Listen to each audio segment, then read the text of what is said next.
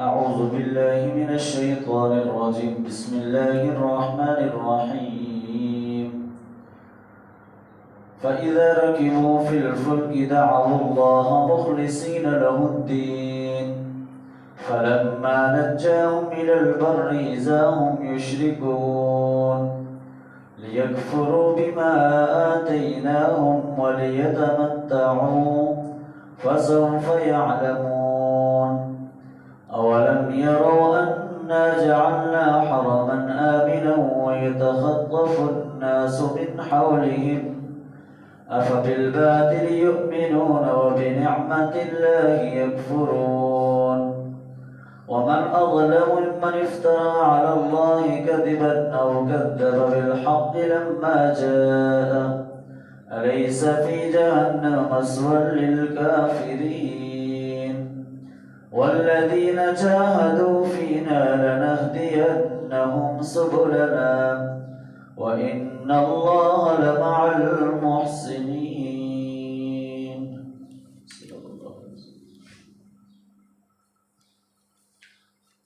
فَإِذَا رَكِبُوا فِي الْفُلْكِ،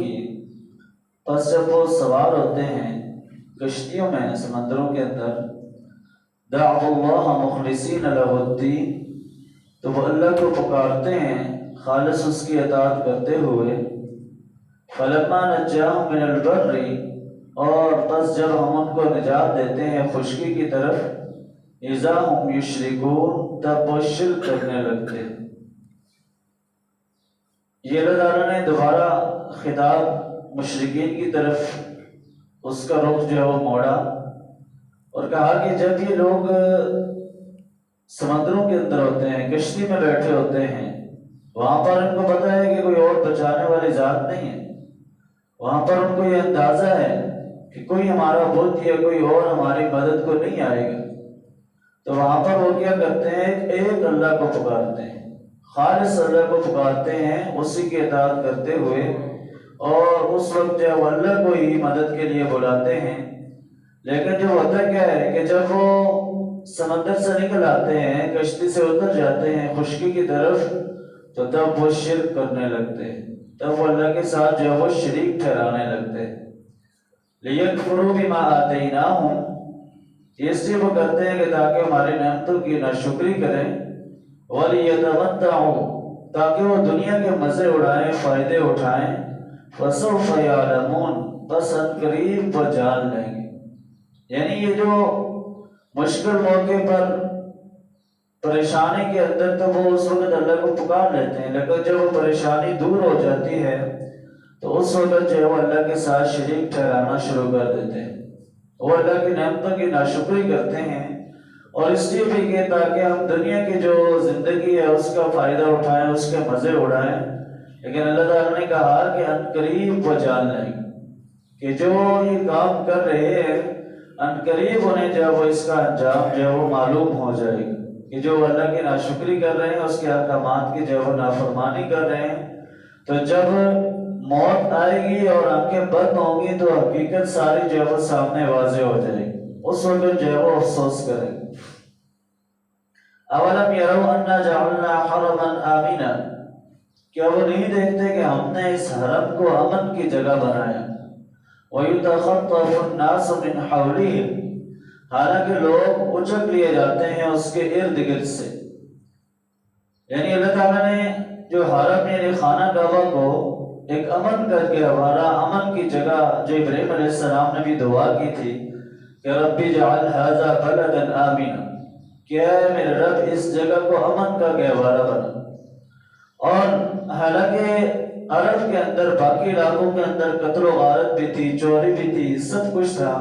لیکن حرم کو اللہ تعالیٰ نے ان سب چیزوں سے اس وقت سے جو محفوظ رکھا ہوا ہے کہ خانہ کعبہ کی جو حدود ہیں وہ امن اور امان جو جگہ ہے، وہ ہر طرح کی ان مشکلات سے، ہر طرح کی ان چیزوں سے جو محفوظ ہے۔ تو اس لیے انہوں نے کہا کہ ذرا دیکھو تو صحیح، باقی علاقوں کے حالات بھی دیکھ لو اور یہ خانہ کعبہ کے حالات بھی دیکھ لو، حرم کے حالات بھی دیکھ لو کہ اللہ تعالیٰ نے کیسے آپ کے اوپر یہ احسان کیا ہے اور اس کو امن کی جگہ بنایا ہے۔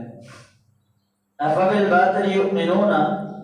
کیا وہ باطل پر ایمان رکھتے ہیں؟ وَبِنِعْمَةِ اللَّهِ يَكْفُرُونَ، اور اللہ کی نعمتوں کی جو ہے وہ ناشکری کرتے ہیں۔ جو لوگ ایسا کرتے ہیں وہ اللہ کے احکامات کو نہیں مانتے تو گویا وہ باطل کی بات کو مانتے ہیں، جو طاغوت کا جو ہے وہ پیروی کرتے ہیں، شیطان کی بات کو مانتے ہیں اور اللہ کی نعمتوں کی جو ہے وہ ناشکری کرنے میں لگے رہتے ہیں۔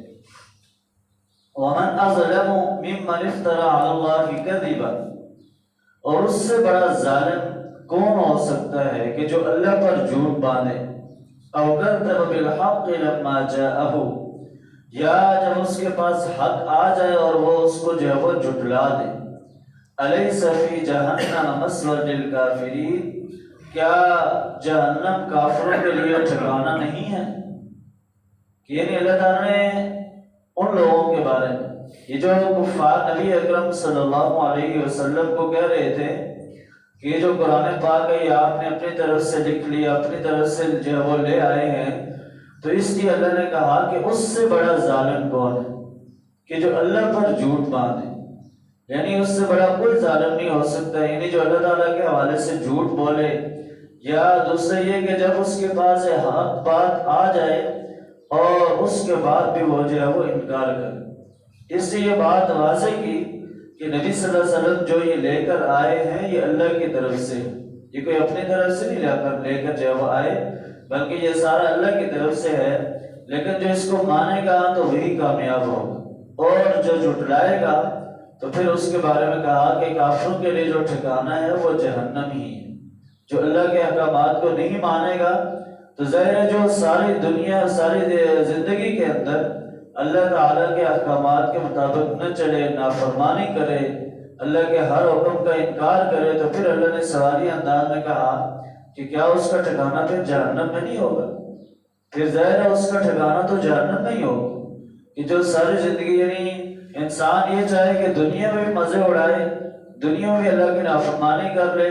اور آخرت کے اندر بھی جنت کے اندر چلا جائے گا، تو یہ اس کی غلط فہمی۔ جب ظاہر ہے دنیا کے اندر اللہ کی نافرمانی کرے گا تو کل جو ہے وہ ایک ایک عمل کی سزا جو ہے وہ یا جزا اس کو جو ہے وہ ملے گی۔ اچھا عمل کیا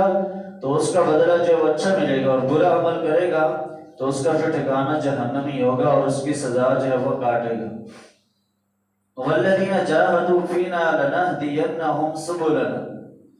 اور جو لوگ کوشش کرتے ہیں ہمارے راستے میں تو ہم ان کی جو ہے وہ اپنے راستے کی طرف رہنمائی کرتے ہیں۔ وَإِنَّ اللَّهَ لَمَعَ الْمُحْسِنِينَ، اور بے شک اللہ تعالی احسان کرنے والوں کے ساتھ ہے۔ یعنی یہ آیت آخری آیت ہے اس سورت کی، اس کے اندر اللہ تعالیٰ نے واضح طور پر یہ حکم دیا، پیغام دیا کہ جو لوگ اللہ کے دین کی طرف آنے کی، اللہ کے دین پر چلنے کی کوشش کرے گا، اس راستے کو اختیار کرے گا، تو اللہ اس کے لیے نئی نئی راہیں کھول دے گا، اللہ اس کے لیے آسانیاں پیدا کرے گا۔ یعنی کوشش جو ہے وہ لازمی ہے، کوئی بھی کام ہے وہ بغیر کوشش کے جو ہے وہ ممکن نہیں۔ اللہ کے راستے پر چلنے کے لیے جس ہم نماز پڑھتے ہیں تو نماز کے لیے ہمیں وضو کرنا پڑتا ہے، گھر سے اٹھ کر آنا پڑتا ہے، کوشش کرنی ہوتی ہے۔ یہ نہیں ہے کہ اگر جس بعض لوگوں کو نماز کے لیے کہا جائے تو وہ کہتے ہیں دعا کریں۔ اب دعا سے سارا کام ظاہر ہے، ٹھیک ہے دعا کی جا سکتی ہے، لیکن اصل یہ ہے کہ کوشش کرنا۔ کھانا کھاتے وقت تو ہم نہیں کہتے ہیں کہ ہمارے لیے دعا کریں گے، ہم کھانا کھا لیں۔ اس لیے کوئی بھی کام ہے وہ بغیر جد و جہد کے، محنت کے، مسلمان کی جو ساری زندگی ہے وہ کوشش کے اوپر ہے۔ جہاد، جس طرح جہاد کا ایک معنی جو ہے وہ کوشش کیا جاتا ہے کہ ایک جو مومن ہے وہ ساری زندگی جہاد کرتا ہے۔ ایک تو جہاد وہ ہے کہ جو میدان جنگ کے اندر جا کر لڑنا ہے، ایک وہ جہاد ہے کہ جو آپ کو ہر وقت کرنا ہوتا ہے اپنے آپ کو جو اللہ کے دین پر چلانے کے لیے۔ یہ بھی ظاہر ہے کوشش ہے، اور ہر وقت انسان کو اپنے نفس کے خلاف لڑنا ہے، اپنے ارد گرد کے لوگوں کے خلاف جہاد کرنا ہے۔ جسے دیکھیں ابھی ظاہر آپ لوگ بیٹھتے ہیں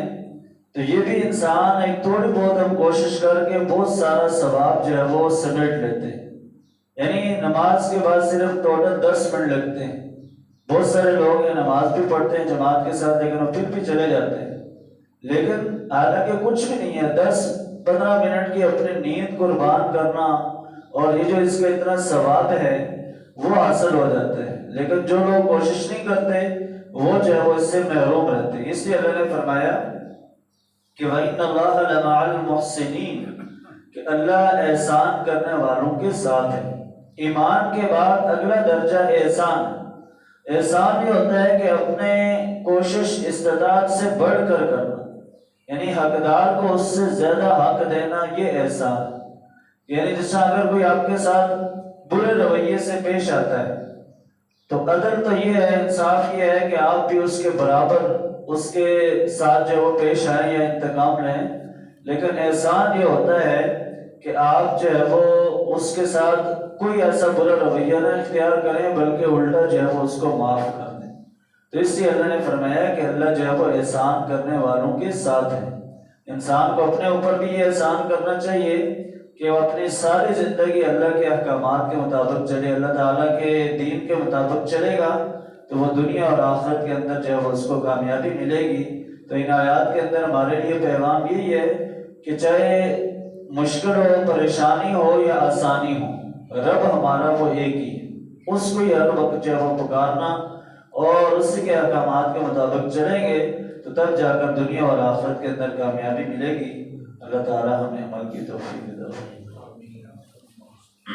ربنا آتنا فی الدنیا حسنہ وفی الآخرۃ حسنہ وقنا